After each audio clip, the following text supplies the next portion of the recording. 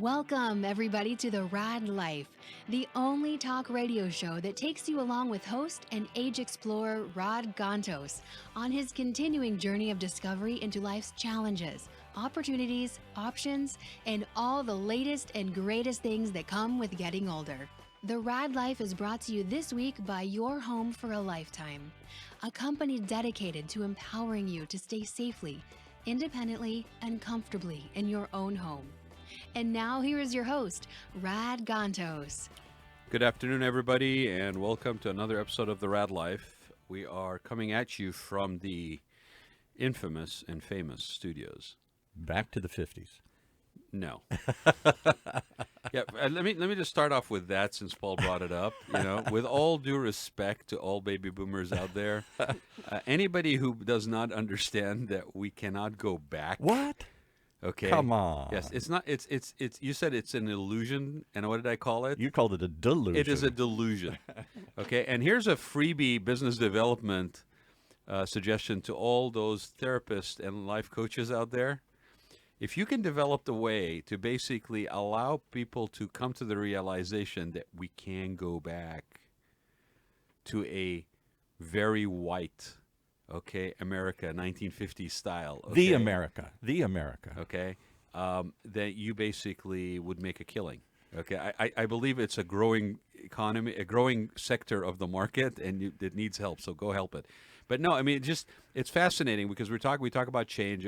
My guest and I were talking. But not just any white, because for a long time, my kind of white wasn't good either. The Catholic white was pretty bad. Well, wait, too. are you from Northern Ireland or Southern Yeah, Ireland? see, that's... Are you from the blondes of Northern Italy or the darkies from Sicily? Yes, exactly. We used to endlessly argue over those things. Now we sort of bunched everybody. You're okay if we made the tribe bigger, but so what you're saying is we're getting better. We're becoming more inclusive in bunching people together. only by demonizing the newest. So instead of like picking on the Northern Italians and the Southern Italians, or the Northern Irish and the Southern Irish, right. We'll just say if you're Irish, you're good. Yeah, exactly. If you're Italian, you're good. For a long time, that I wasn't got true. I got a newsflash for you. You know why they do that? Why? Because the numbers are smaller, and in order for them to register, they have to combine, right? Because the reality of the world is the only constant is change. Oh, I hate that. You hate that? I hate that. Wow, you're gonna have some naked juice? Yes, I am. Yeah, I hate that. He grabs for his Drinking naked juice. Right. Yeah. Now, back in the 1950s, would you have had naked juice? No. I rest my point. Naked was a word we couldn't say on the air. You couldn't say naked? And now we put it in a bottle and drink it. Do you know, I remember when Archie, you're all so young. Archie Bunker, yes. I remember when Archie Bunker came in. Yeah, Meathead, But you don't remember that the most controversial part of that show? What was the most controversial thing they did in the show that the censors absolutely fought like hell? Was it the fact they talk about race? Was it the fact that Drank on the air.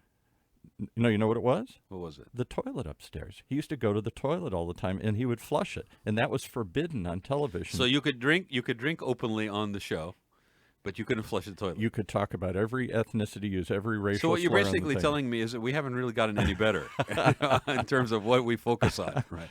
Okay. Well, I'd say that that's very an anal fixation, but that seems kind of redundant. So the point of this whole diatribe right now that we're going through is that change is the only constant. And whether you like it or not, it's going to happen. And I've said this for years. You either participate and partake in it, or somebody else decides for you.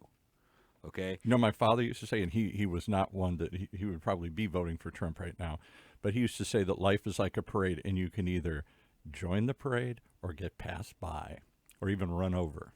Yeah, but there's another one.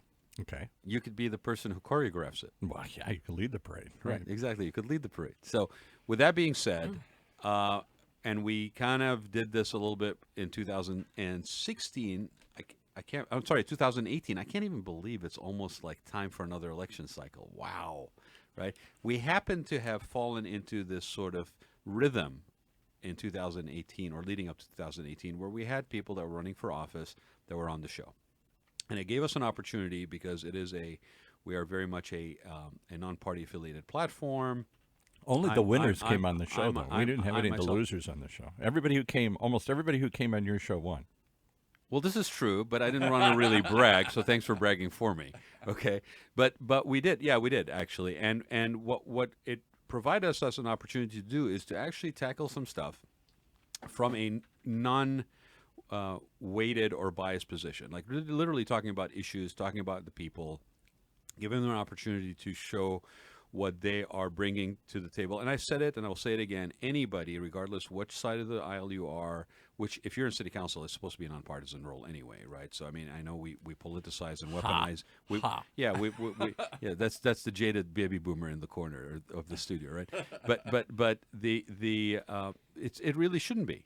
And I know it gets politicized, and we get the like local parties person and all this stuff. But to be honest with you, I can speak for myself. I really don't care which party endorses you. I'm going to vote for you based on person and on issues and what I hear. And if it's beyond city council, okay, maybe. But I still, in most cases, vote person and topic and issue. And you know what most city council come down to? It's either change or no change. Either fighting against change in the community or embracing change. But what did we just say? Yeah. Change is the only constant. Right. Right. So there is a hybrid. Okay. There's such words as appropriate, sensitive. Okay. Proactive. Okay, because the realities of these communities in which we live in Orange County and beyond, on a national level, but even more amplified, I think, based on an article that just came out about a year and a half ago regarding the aging of Orange County, is there certain things that are happening that are unavoidable, right? And they're not happening in small pockets and small percentages. Like in the case of aging, for example, you've got 10,000 people turning 65 every day in the United States. Okay, the article in the Orange County Register basically stated that per capita we have the largest aging population in the country. Not Florida, not God's waiting room, but Orange County. And in South County, even more so. People are not moving out of their houses. They're staying in them longer. I'm not moving. They're not buying a lot more retail. So if you're basically counting on your retail sales, it has a domino effect and a ripple effect through our communities. And yet still, even though we are absolutely not prepared for the silver tsunami, we are still kind of in denial about this. And it's gonna find us wanting and behind the eight ball to do stuff about. So with that being said, I really welcome anybody who's running for office in 2020. Please feel free to contact me. I'd love to have you in studio to talk about your platform, what you guys are locally looking to do, what are some of the issues that we are all facing as communities, what can we do about it proactively versus reactively, because when we deal with it proactively, we hold a lot more ability to have independent decision making. When it's reactive, we're kind of behind the eight ball, we're a timeline, there's impacts that are already negatively happening, and we need to just do something at that point to stop the bleeding, if you will, right? Instead, we should be proactive. So my guest today is a person who ran for city council in the city of Irvine before and is running again 2020. So Carrie O'Malley, nice to have you. Thank you. Thank you for having me. Yeah, absolutely. My pleasure. And it's interesting because Irvine is actually its own dynamic within the Orange County set of cities, which is what, 32 cities, I think? 34. 34 cities, right. So, we deal with this as, we say we're Orange County, but I think even, narrowing it down, Irvine has its own dynamic. Lake Forest has its own dynamic. Costa Mesa has its own dynamic. Newport Beach, they all have their own internal stuff, right? Now, you have also bring to the table a long, how should I put it, professional involvement in policy, Yes. in advocacy, in working through governmental agencies on different levels, right? Absolutely. So to start us off, Carrie, why don't you give people a little bit about your background and how you found yourself to be actually in the public service sector? Perfect. Thank you. Well, thank you for having me here on the show. I'm so honored to be here. It's a pleasure talking with you and the other folks listening in today. As far as how I got involved and my background, my husband and I moved to Irvine almost 23 years ago. Mm-hmm. We're original homeowners at our home in North Park in Irvine. We literally watched it from the ground up when it was avocado orchards. Yeah. I've really Not that long ago. Not that long ago. 23 years has gone by in a flash, really. And really have our roots here in Irvine. I'm born and raised in Southern California, so know Southern California very well, and very, very rooted here in Irvine. We're raising our 2 teenage children here in Irvine, and just so entrenched and ingrained in the community, both on the nonprofit side of things, like you said, professionally on the public policy side. And I wear a lot of different hats with community service organizations, nonprofits, the community helping people advocacy. And So what are some of those hats that you've been involved Thank in you for asking. Yeah. So professionally, I've had over 20 years of public policy experience at the state and local level. When we first were here, I worked for the Orange County Transportation Authority for many years, managing state government relations and doing a lot of the state legislation for the OCTA. That was very near and dear to my heart. I then worked also with the OC Board of Supervisors for many years, again, focusing as a senior policy advisor, focusing mainly on public safety and transportation issues, but really a wide variety of issues that affect us regionally and in the county. So really just was there for many, many years. And most recently, I'm with the State Assembly, again, focusing on legislation. I'm senior policy advisor and district director. So really wear many hats professionally, but predominantly on the state and local level has been my profession. That's great. And you and I were talking about, how we remember the days when the 210 freeway ended at Foothill. And that Foothill ended at like Haven or Vineyard in Ontario, literally with two pieces of wood that looked like the end of a railroad track. Remember that? I do. You're right. And there was no 73 when I went to school for design school in Newport at the Interior Designers Institute. Give a plug for my old alma mater. There was no 73. There was PCH or the 5. People would ask me where I live, and I would say San Clemente, which is no secret to anybody who's listening to the show. And basically, I would have to explain to them where San Clemente was in relation to San Juan Capistrano, at which point they would look at me and almost like with pity in their eyes say, why would you live in the back 40 like that? And I would say, you keep thinking that, right? But it's interesting how our environments around us change very quickly. I was just recently in Atlanta after not being there for 19 years, and had lived there from 98 to 2000, I think it was. And it has so changed. I mean, just things that we are not aware of changing constantly around us. And some of the changes are driven by necessity. Some of them are driven by sort of vision, right? And there's this ongoing, I think people always have sort of this nostalgic point of reference. Oh, the good old days. Oh, the back when, right? Things are constantly changing. And it never stops. Like, you're either engaged or you're not. And I'm not saying never stop being engaged, but they're going to happen with or without your involvement.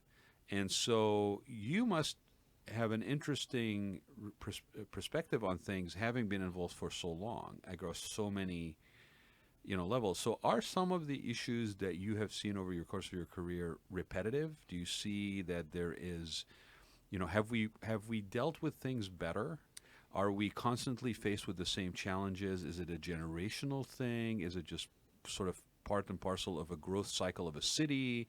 What have you seen? Because you've been involved in it long enough to have a different perspective from somebody who doesn't. Absolutely. I think that's a great question. Thank you. So I mentioned we moved here almost 23 years ago. We were renting out of the West Park village of Irvine for a couple years before North Park existed. Right. And my commute, and I say this with a smile on my face because, like you said, it's very nostalgic. Yeah. My commute was basically taking Jamboree to the 5 freeway, getting on the 5 freeway and going up to OCTA every day. Yeah. And the Jamboree by the 5 at that time was, as I tell my kids, a 2-lane rickety road with a wood partition in between. Yep. And I can see it in my mind today.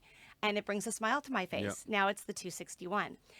So it brings a smile to my face. But yes, but also back then in Irvine, our population was 150,000 residents. Yep. We are over 277,000 residents today. More than We've twice. exploded as far as almost doubling in size with our residents in Right. Irvine. So absolutely, we needed to accommodate for that. The 2-lane rickety road, although it brings a smile to my face and it's nostalgic, today that 2-lane rickety road would be pure vehicles back to back. Let me ask you this, because over that period of time, basically 2 decades, okay, you have had more than doubling, Correct. 2.5 times almost the population. Almost double. Yeah, Almost double. almost double. So that doesn't happen in a community where you have a decrease in birth rate. Okay, that doesn't happen when people basically are all born and raised in Irvine. And the reason why I'm mentioning this is it's because there's a lot of people that are from elsewhere that are now basically, when we say resident, they're living there. It's not even the population that's just working there and commuting, right? Okay, so with that change in terms of demographic numbers, there also comes a change in probably the makeup of the population in a city like Irvine, right? Correct. So over the 22 years of you living there, have you seen that changing demographic mix echoed through the city council's approach to things, or do we drag? That's a great question. And I think one of the reasons I ran in 2018 and I was runner-up by 1%. Right. So, and looking at definitely to be running in 2020, very excited to be doing so. But I think that marries the question that you asked previously about my public service background and right. how did yes, I have the public policy background and the longevity in Irvine, but what really inspired me to run? Right. And I think that hits upon that question as well. All my life instilled by my father, by my mother, by my grandmother, who we chatted a little bit about her before Right. coming on the show. It's been instilled in me a strong work ethic, dedication, honesty, and the willingness and desire from down deep to serve, public service. This is your Irish grandmother, right? We laugh because I'm Irish by I'm marriage. being- yeah, yeah. Exactly. But no, my Armenian grandmother Yeah. who literally... Case in point of what we're talking about. Exactly. And Yeah. so literally we grew up with my father and my grandmother and my mother, and it was really a life of public service, a life of giving back. And what can we do to help others? It's not about us as just...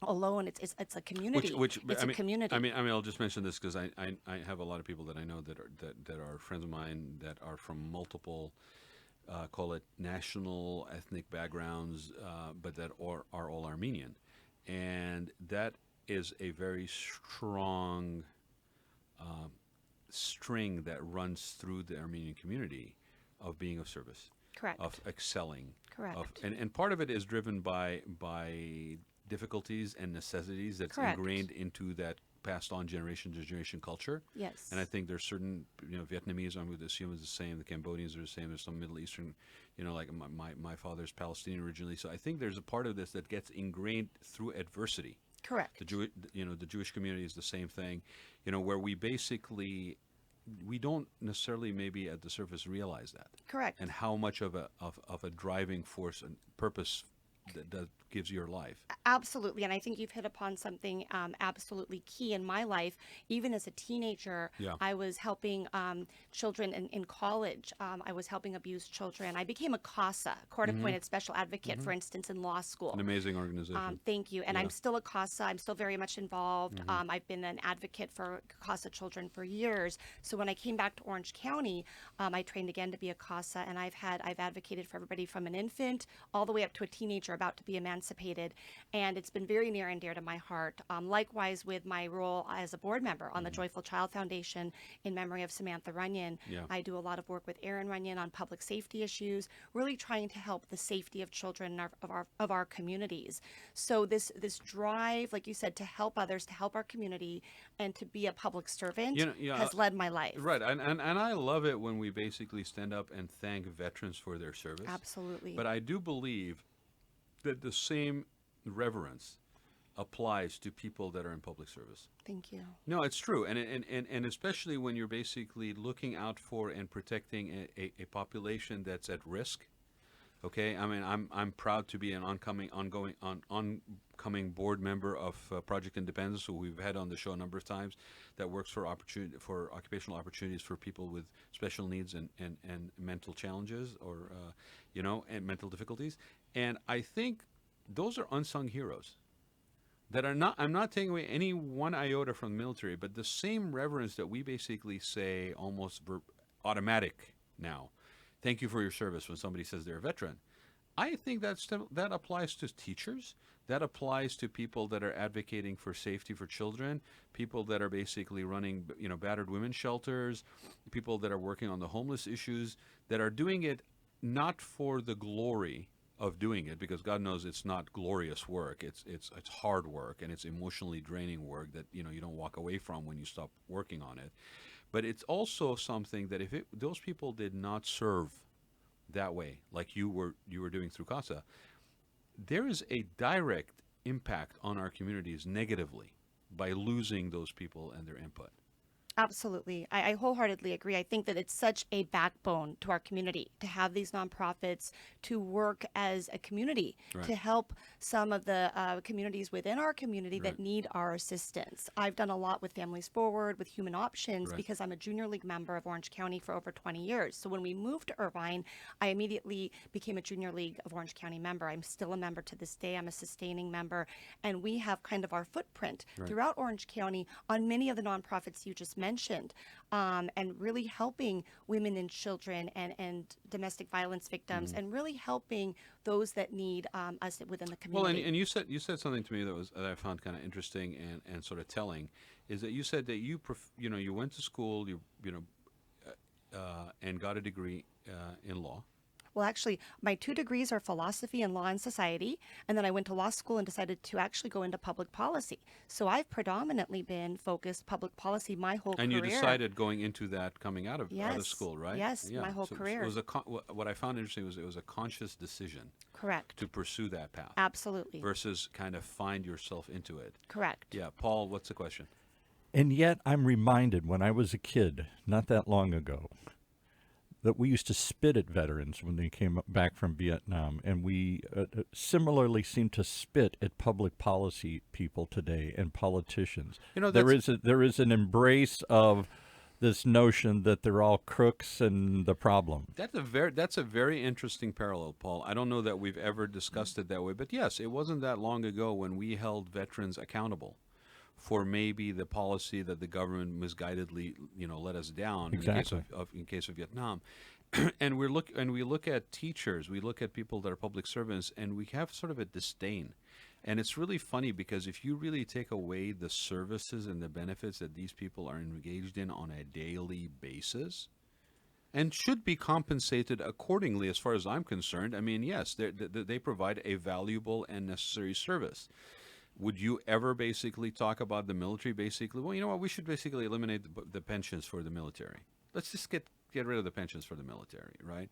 Because it's just costing us too much. Well, I mean, person protecting your home or defending your way of life halfway across the world, they're not any more or less valuable than the person who's looking out for the best interest of your children.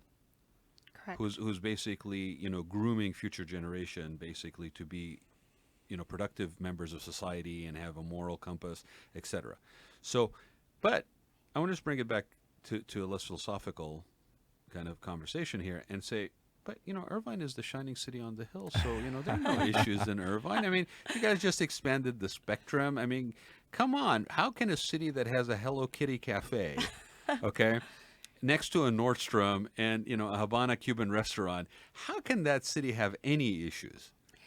I love your question. So, what I find, and you asked, and again, this kind of ties back to your initial question. My phone rings all the time, or my text will go off, or I'll get an email. So many people come to me. I've been a community leader now for decades, and ingrained in Irvine, and they'll come to me from everything from I need to know where to go for this for my child, to I'm having an issue. How do I go to the planning commission? Do I go to the council? Where do I go with my question? And I've really helped advocate for individuals, whether it's a sole person or a full neighborhood has come to me. When I was transportation commissioner chair, I had whole neighborhoods coming to me with transportation questions or issues that they wanted to bring to the transportation commission and really help vet those issues and get those issues addressed. And I think that's what really inspires me, that life of public service, but being someone's resource, their advocate, their voice. So a lot of folks may be working in business or maybe working, in whatever profession they're in, but they don't know where to go day to day for that local government question or a service they might need. And so my phone is constantly ringing with those types of questions. And I so enjoy helping connect people with services or helping connect people with their answer or get their, their issue looked at. And that's one of the reasons that really drives me to be someone's advocate, to be their resource. And with my knowledge of Irvine and of public policy, it's something that comes very easy to me because I have done this professionally Sure. for over 20 years, and I know who to go to for what, or what agency would resolve what issue. So you ran before, Yes. and what did you discover in the course of running? So I very much enjoyed running. It was a wonderful experience. I have run for my HOA before. I've run 3 times for my HOA, and I've won 3 times for my HOA. So in Irvine, as you know, we're in villages, and I live in the village of North Park, which is one of the largest villages in Irvine. We are 1,600 homes. Not residents, homes, and so I do sit on the HOA as Your villages, and like my that, village, that cracks our me up. villages, Yeah. but that is the villages of Yeah, Irvine. yeah. That is what it's termed, and their Right, neighborhoods. right. And so I had run for HOA, but I had never run for a city or statewide office before. So running for this citywide office, and we are not districted, as you know, Right. and we're a It's community large. of 275,000 residents. So it was wonderful. I fully embraced it. I walked precincts for 4 months. I so enjoyed talking to residents, having community coffees, forums, town halls. Really loved the one-on-one connection with the neighborhoods and with the individuals and the residents of Irvine. So I embraced it, very much enjoyed it, and I'm looking forward to doing that again. I just want to ask one question. Is it just me, Paul, or is this whole push for districting that was really hot and heavy last election cycle all of a sudden disappeared? It just dawned on me that we were all hot and heavy, and people were threatening Yeah. lawsuits to cities to district and blah Yeah. blah blah. I mean, I don't want to call it gerrymandering, but if it walks like a duck and it quacks like a duck, it's gerrymandering duck. But is it just me or a It's couple just a you. couple of years ago? It's just yeah. I'm just you. I don't know. I've had too much You coffee. wanna I'm conscious and aware and awake. And, You want to not remember just- these things and not throw them just- back in our not, face. Not, yeah. just as yeah. You know what? I kind of like that. It's a pastime for me. I got to ask one question. But hold on. I Yeah. really would like an answer. Am I remembering correctly? Hey, that look, there's a squirrel over there. No shiny object distraction. Nice try, Irishman. Okay, but seriously, it just dawned on me while you were talking, right, that the issue of districting was hot and heavy last election cycle. Yeah. And it may come back again next year, Of before course. 2020. But it's funny how we stopped talking about it after 2018. So Like it went away. Like nobody's threatening a lawsuit. Nobody's discussing minorities underrepresentation. Nobody's saying a damn thing. And I'm not pointing fingers on either side of the aisle, but I'm just thinking it's kind of You're gonna ironic. get us in trouble. It's for kind of sure here, ironic. I'm sorry, the emperor has no clothes. I can look behind the Do you curtain, see right? anybody in this room that Hey, wants listen, to reopen that can of worms? I am Yeah. curious. Enough to look behind the curtain at all times. That's why people won't let me in their houses. Okay, because I want to know what's behind the I curtain. want to change this. I got to ask one question, though. Go ahead. And this is in all seriousness. Because I do think there What was is- the last time you asked anything? Well, not very often, but this one will be serious. I do appreciate people who, like your guest today, have put years and years into Thank you for your service, accumulating Carrie. I'm serious. experience. Yeah. Thank you. Why then do we seem to live in an era where anybody from the outside instantly looks better to us? People with no experience. Somehow we're so hungry as a society. Are we that unhappy with what's happened? Are we that unhappy No, it's the with same. our public policy? It's the same reason where you like the pasta at Luigi's restaurant, and you go there. You've been going there for 20 years, and then Franco down the street opens a little tapas Italian hybrid whatever gastropub, gotta go there. and you got to go there. But I think it's different. I do think there is a The grass is greener. Oh, there what's is- over there? There is a feeling somehow so many politicians come out and say, I've never been in government, and people applaud. I'm not part of that mess, that problem. Is there a perception that people who have participated in government are somehow tainted? So that's a great question. And actually, in Irvine, I think we're a little bit different than some of the other cities or even statewide. In Irvine, as I call it, when I threw my hat in the race, I said nobody knew how many people would run. That it was still open, and I said to my friends and family, it will be typical Irvine, which is 7 to 12 for 2. That's just what I say, 7 to 12 for 2. And sure enough, it was 12 candidates for 2 positions. I came in third. I came in runner-up. I was winning all night, and the next morning it flipped, just by a hair, and so I did come in just under 1% from the second place, candidate. Right. However, I think what we're finding in Irvine, it's name recognition. I think it's more name recognition. The last person that ran just straight out of the gates and won their first time around was in 2010. Right. And so since then, it's been almost a decade. That tends to be a bit of a It's that reality. name recognition. Name recognition is Yes. big. And the other thing to remark on, so in government, it's interesting. You have those that have run for office maybe and are more kind of campaign or politically involved, so to speak. And then there's people like me where it's different. It's public policy. which I think is completely Oh, different. you're looking side away of- from the mic here again. We Oh, can't get sorry you to about do that. that. All right. I think it's a little bit different to be in public policy versus to be in maybe someone who, like you mentioned, office. Exactly. And so in public policy, it's a little bit different than a campaign, or it's very different actually. It's more the you're drafting ordinances, you're drafting legislation, you're looking at how can we solve problems. There's problem X. What do we do? How do we craft Wait, legislation? that's part of the job description for elected officials? It's not, but that's what I bring to the table. They It's not gotta know? it's not a job Oh. description. I thought it was just a seat warmer that keeps sitting there. So Until they run for something else. All right. Oh no, it's good to have that quality. I think that's what I bring to the table, in that I can look at an issue and say, how do we resolve this? Do we need an ordinance? Do we need to seek state legislation? What is the easiest way, or most productive way, I should say, to find an answer, a most expedient, that's productive, that would benefit all residents? How do we do that? See, but that requires leadership. That requires actually an interest in proactively leading Correct. versus just taking out the fire hose and trying to put out a fire once it starts. Correct. And it's just a But matter then you of get what, your head cut off if you're the leader. Right? No. It's not that you get your head cut off. It's the fact that you may risk losing your seat. Well, yeah. But you see, I don't know that being elected is about being a warm body in the seat as much as that you're elected to do a job. And I think that gets lost in the shuffle, in the magic, or whatever you want to call it. But I'm gonna put race. you on the hot seat here, because you've been an advocate in the show for other times for term limits. Dude, I live in a hot seat. Okay. And yet, what I'm advocating to, and I appreciate that people can get there so long and then you need some fresh blood once in a while. But at the same time, I think we've gone too far to the other pendulum, where we have nobody who knows where the bathroom is, nobody who knows what public policy is. Right, legacy and continuity, and therefore, is important. A lot of these things take a lot of That's why we years have of experience to master. But that's why we have staggered elections. That's why we have people that hold seats overlap.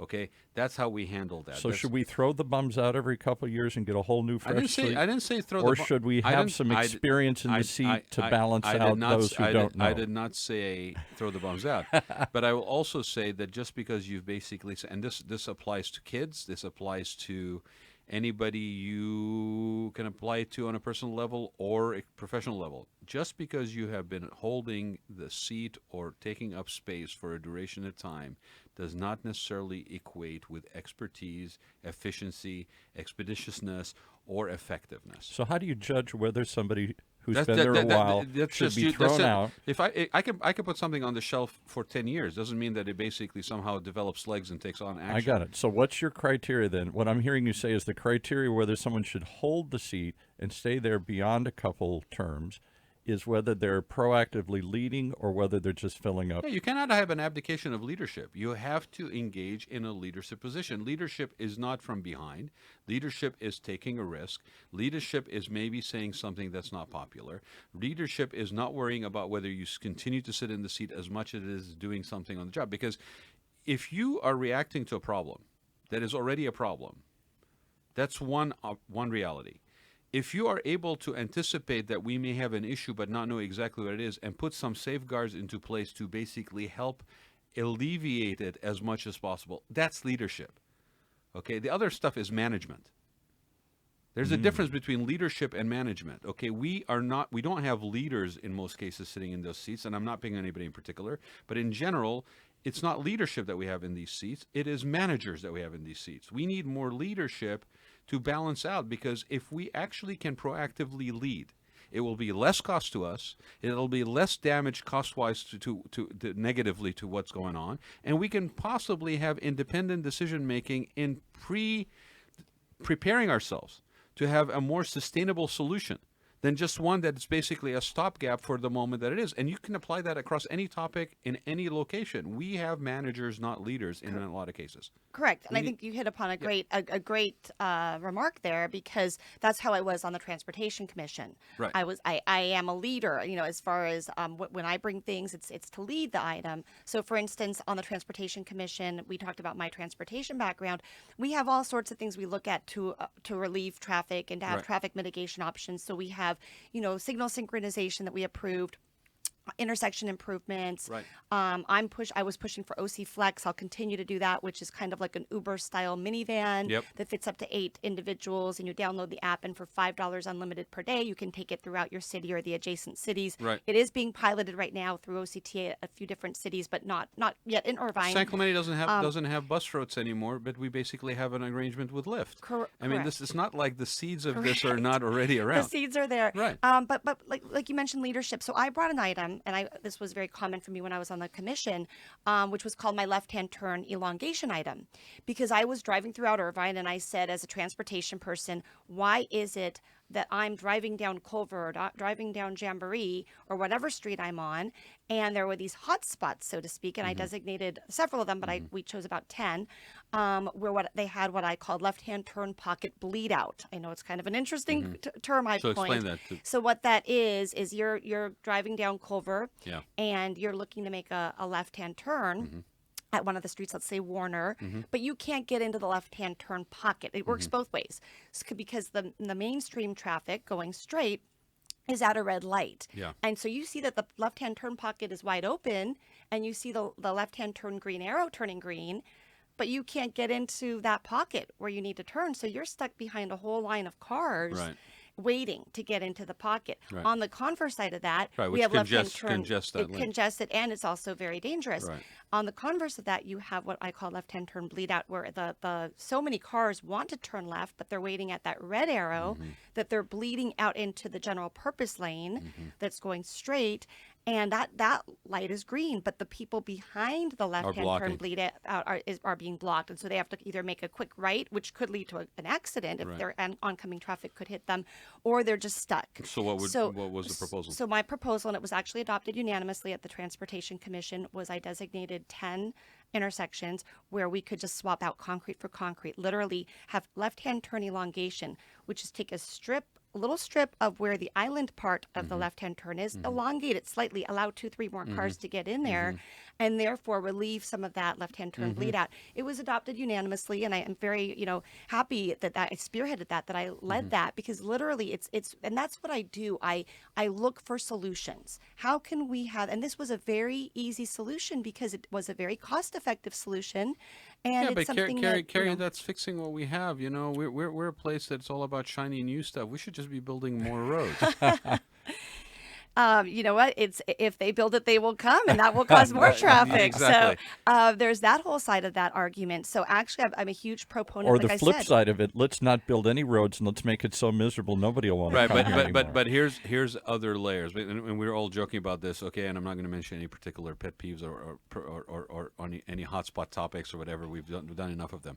The point of this is this: we got to change the demographics. We talked about this. Correct. We got to change the demographic. Correct. We got an aging population. Yes. We got people that we don't want basically behind the wheels of a car if they don't want to drive themselves. But they Correct. have no other option for independent living. My parents are living example of this.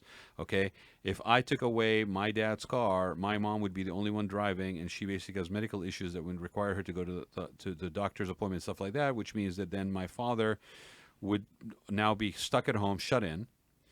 As long as he is able to safely drive, I will not take that away from him. However, he may be feeling like he's ready to not be driving, but there's no other option, and there's no public transportation option that's on demand. I mean, thank God for Uber and Lyft now, but 5-10 years ago there was no Uber and Lyft, right? And so what do we do with this? We have aging populations. We have less people basically driving for work necessarily, and we're still basically dealing with this thing like it's like 1990, where basically the population is a different age bracket. It's not medium age of 48 no, to it's 50. 1950. No, 1950, there wasn't that many cars to be had, and they were too expensive, right? So, so we don't factor these things through that proactive solution delivery and provision. We basically still try to fix the problem the same way we had. We talked about economic revenue streams for cities that are basically aging, built out, so you can have only infill projects that are harder to get approved. Then you're going to have pushback from community on quality of life. You have older people that are basically not buying a lot of retail. In Irvine, it's a different dynamic because you draw people into your retail zones from a lot of places, right? So let her react to some of these. You're throwing a lot of challenges out here. So my point is, all of these items should factor into, I don't know if you agree, Carrie, but should factor into how we develop these solutions. And I love your question about the senior mobility Yeah. issues, because I speak about this so often, and I actually have a PowerPoint that I have been going to different commissions and committees that I've been asked to attend Right. with my PowerPoint and discussing senior transportation options. It's something that I will talk a lot about as I enter my campaign. I think it is so important. I do quite a bit with the senior community in Irvine, like you said. Right. We are an aging community, Yeah. and a lot of people there We're are an aging county. Exactly. And in Irvine in particular, what you find there's several people that are original owners or have been in their homes for, they put my 22, 23 years to shame. shame. They've got 40 some odd years. So, and I embraced meeting those people when I knocked on their door. And so basically I've been talking about senior mobility options and senior transportation options. There are so many of them in our county and in our city. It's just that they may not be, we really need to publicize them. We need to get the word out. So let's And share. I've been Let's doing share. that. Let's share some of those because again, the show is sort of baby boomer focused in its origin. But let's share some of those. Like, what are some things that people don't know relevant to senior transportation that you can share with people? Perfect. I'm glad you asked. So we have OC Access, which is through OCTA. Yeah. That you do need to get qualified for, and there's a qualification process and an application process, and usually you do need to have. What are some of the parameters for So the qualification? parameters usually are that it needs to be some type of, you do need a doctor's note of some kind, and you need to be a certain age, and then you go through their process, their application process, and I can definitely give you that information at a later date, or even how I could technically have a whole Yeah. show about that, Yeah, yeah. because if you ever want me back on the show, Yeah. because I literally, my PowerPoint is about a half hour plus the Q&A, and it's very interesting. But there are parameters for OC Access. And then in each city has what they call a Senior Mobility Program, SMP. Okay. And I actually brought the list with me today. I'm going to leave it with you. And Irvine, for instance, we have Irvine Trips. And Irvine Trips, you don't need to, you could use it for anything. You can use it for social. You don't need to use it for doctor's Right. appointment. It's not life sustaining. It could be life enhancing. Correct. Yeah. And it's actually it helps prevent isolationism, as you mentioned. Either if It's a you big are problem. exactly, we don't want our seniors to feel isolated. We want them to be able to get to the senior centers or the community centers or to have lunch with a friend or go to an appointment, but to feel that they have the ability to do so. Well, independent mobility, independent decision making. Correct. Right. Correct. And it's such a huge portion, like you mentioned, quality of life, huge quality of life. Absolutely. So most of the cities have these senior mobility programs, and most of them are not based on medical. They are based on age. Most of them do have the threshold of an age requirement, but some, like in Irvine, it's based on as long as you're 18 or over, if you're no longer able to drive. Okay, for some of them. that's an interesting point because, like we have said before, we tend to be sensitive to seniors. Correct. We tend to be sensitive to kids, right? I've had the fortune of having people on this show that maybe, like it was Hope Center for the Arts. Hope Center of the Arts basically provides services because children with special needs, they're provided for. Seniors basically, or veterans and seniors, there's sort of a safety net there of services. It's interesting that somewhere along the way we forgot that when a person has special needs as a child, when they turned 18, all of a sudden they are not cured and basically now can be let into the general population. They still have those needs, and yet there's a break in the system. There's a hole where they fall through the cracks at the age of 18. And so agencies like Hope Center of the Arts, for example, they provide that service. So your point of the fact that it is not necessarily age specific. We have members in our communities that, regardless of age, are still needing that Correct. support. Correct. And that's a great point because, and I can't speak for every city, but I know in Irvine, we have Irvine Trips. Right. You do not, as long as you're 18 or over and you cannot drive any longer for whatever reason that is, or maybe you just never had a driver's Right. license because of certain other Right. issues. The threshold, at least in Irvine, is just to qualify in that regard. You do not need to be 55 and over or 65 and over. You can qualify by being 18 and And over. what does that cost? And it's actually, I do have the costs of Irvine's program, and Yep. it's actually quite, it's a quite cost-effective mode of transportation. And like I mentioned in my PowerPoint, which I actually did bring a point, and I can leave it, Please, yeah. copy, I can leave it with you Right. today, is that each senior mobility program is slightly different. Each one is very different. Some are Irvine Trips, for instance. We have 12 trip vehicles in our fleet. It's a $25 one-time enrollment fee, $20 annual fee, and a $1.90 one way.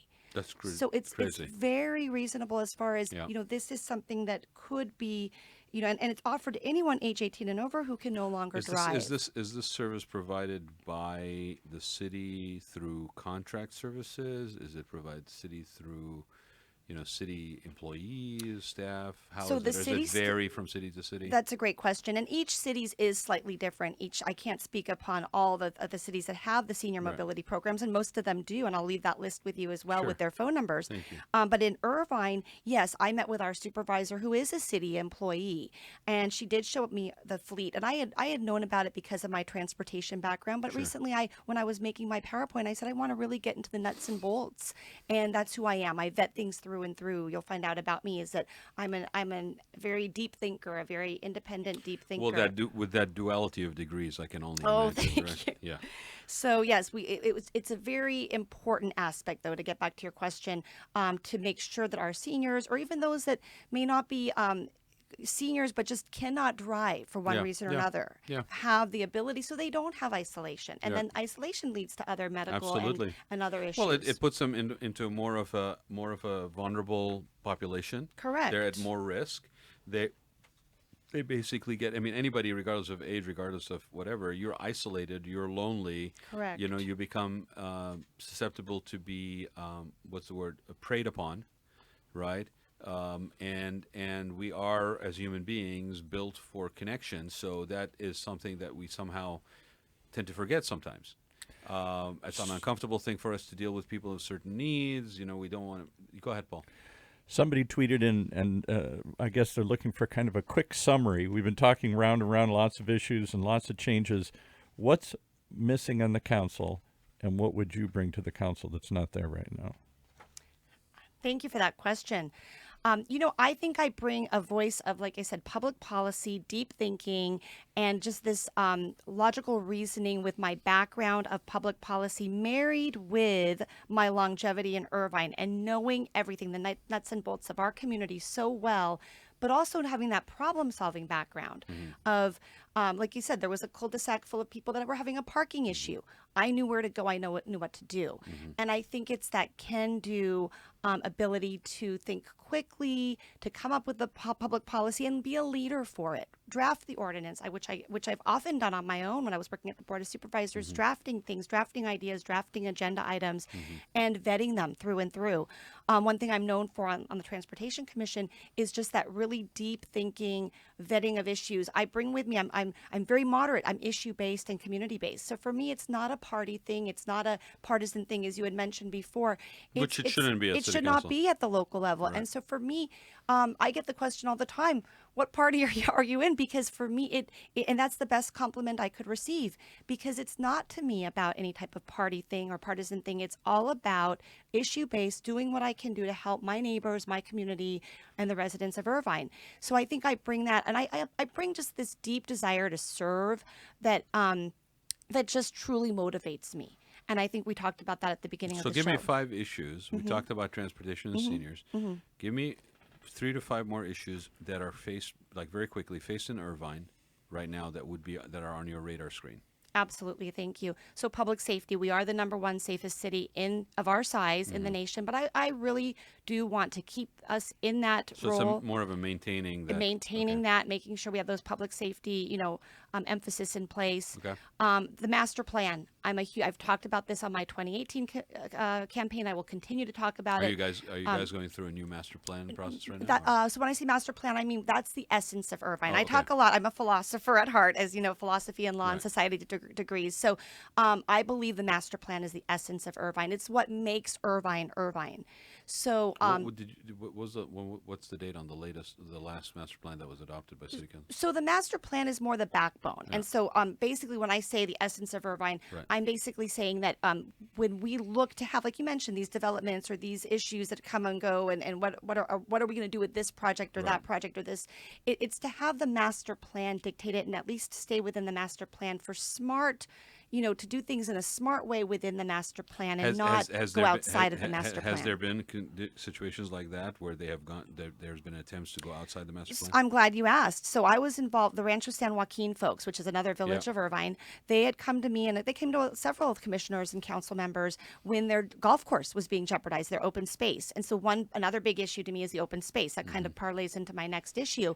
And I said wholeheartedly, I will help them. I will speak at A public critical meetings. issue in communities that are built out. Correct. So I help them protect their open space along with other commissioners and Mitigated other land. exactly. And so to protect that, to make sure that is retained as open space as it's supposed to be within the master plan. So we really help that neighborhood out, and I will continue to do so. Well, to protect direct our correlation open- to quality of life, right? Correct. And I'm a long distance runner. I love to hike. I'm a long distance runner for decades.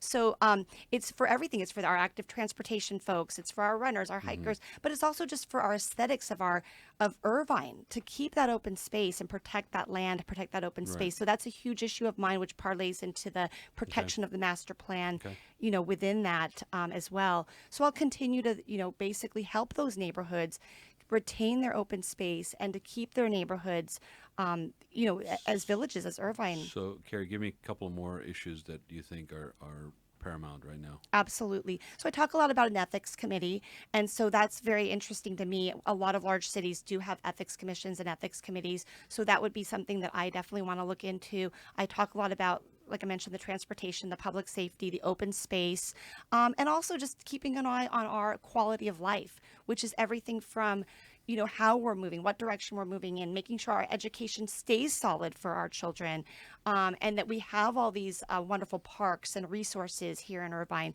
I think one of the reasons people move to Irvine is the quality of life. You can walk a block or two and you're at a park.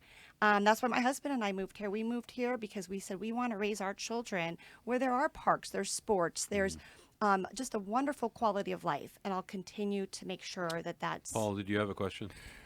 I hate to bring this up, but as an outsider and hearing so many people talk about it, I got to bring up the Great Park. Was that a great opportunity that was missed?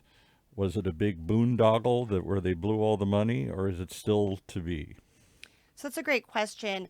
And so I became a transportation commissioner a couple years ago when the Transportation Commission got back on the books. It had been kind of defunct or fell off the wayside for a while, and it was brought back a few years ago.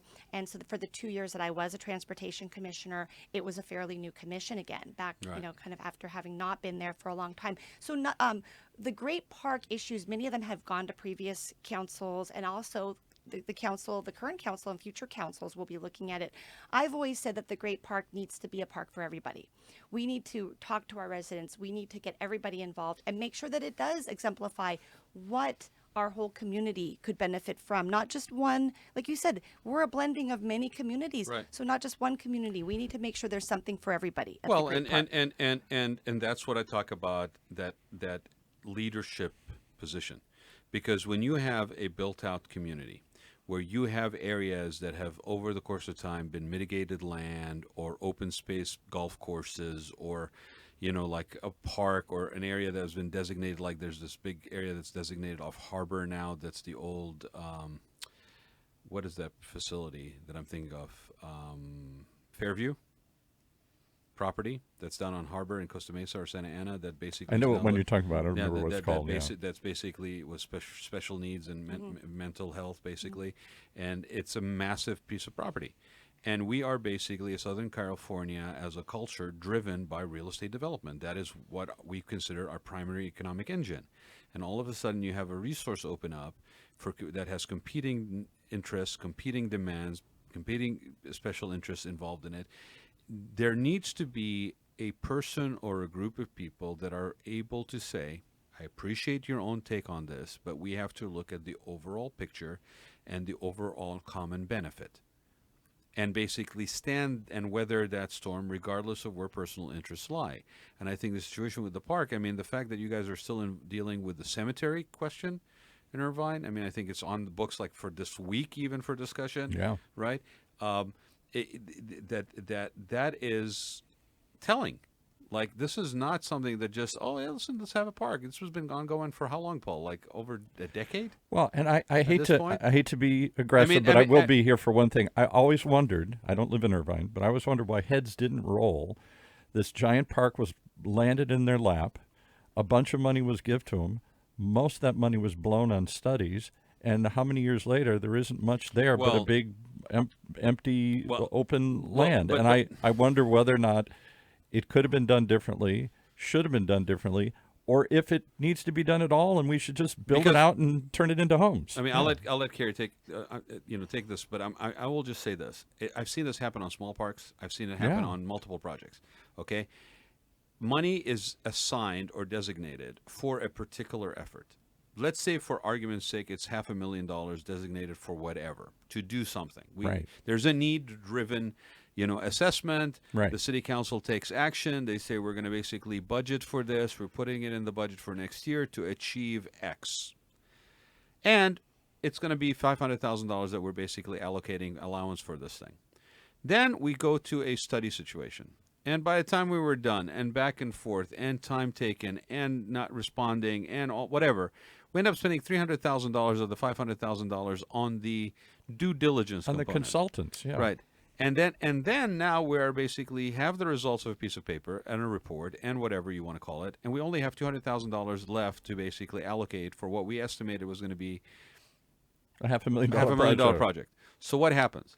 We take that report, we put it on the back burner, and we say we're going to basically revisit this next time around, and we'll basically reallocate funds. By the time those funds are reallocated, the time has passed. That piece of paper now we cannot trust, so we got to basically go through a revision of that thing again. Right. And this is what I'm talking about. Now, you could never get away with that in public. In personal business, you could never get away with that in corporate. That would be your job. You'd be gone. So why didn't the city? Why didn't heads roll? Because there was a once in a generational transfer of land, a huge piece of property. Everybody got excited. Everybody had different visions, and largely most of that didn't get realized, and all the money got blown. So like I said, I was on the Transportation Commission. It's been a couple years when I was a commissioner. And so you're talking about things, from prior Way councils. before, yeah. Yes, exactly. Right. I was in Irvine. I was not a commissioner. I was working at OCTA or the county or whatnot. But I think that's what you're referring to when you say these prior councils or whatnot. But looking forward, because I'm always forward looking. And so I'm not looking at, like you mentioned, some of these other things. I'm always forward looking. And what can we do in the future? Yeah. And I've seen things succeed. Like you said, these private-public partnerships seem to very much be successful. Right. And we've already had several at the Great Park with the ice arena, with the sports parks. My son just played baseball on Saturday. He's with a travel ball league. They play out of the Great Park every now and then. And it's wonderful to see the different soccer players, the softball, baseball. So really, I do think it's starting to thrive. We're moving in a great direction. And so I'd love to be a part of that leadership and to move in that wonderful direction as we look forward, because I think it's wonderful ground for a lot of different options. Yeah, the OC soccer club is a great facility. They are engaged and constantly innovative in how they basically engage the community and bring them in for different activities. It's a first-class, venue for teams. They have it's a great for anybody who's involved in that sport as a local resource in Irvine. You could pursue the career in that now, which is a big step forward for Orange County. It's the only professional team in Orange County. But is there any money left to build out the rest of it, or is it just going to sit empty for generations to come here? I don't think it will sit empty. I do think that there's a plan. The Great Park, the committee, they meet. And they do have a plan, and I do think it's really vetting things with the residents, because, like you said, this is the park of the residents. This is the park of the people, and it needs to exemplify that.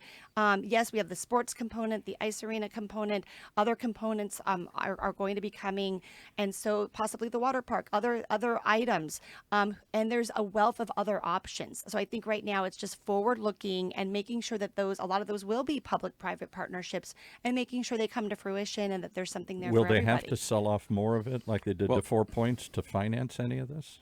And this is really getting into the nitty gritty. And so when I'm on the council, I would definitely start really looking at Well, some of the really, where are we? I've already started looking at what are the options. But when Right. these things come to the council or to the Great Park Committee, I should say, then you're really looking at really at the dollars and cents and kind of where things are going. And I think that's where what we're moving into. look, The analysis. the bigger underlying question is, I think, transparency. Correct. Right? Correct. Right. So, I mean, I think if there is transparency and then there is engagement by the community, because there's also personal accountability on the community level. Okay, you cannot just show up once every 7 years and basically say, well, what about this? And then Right. basically walk off. Right. There has to be a vested engagement on the community level. Okay, there has to be a vested importance in educating the community from the public policy level. Correct. Okay, there has to be transparency.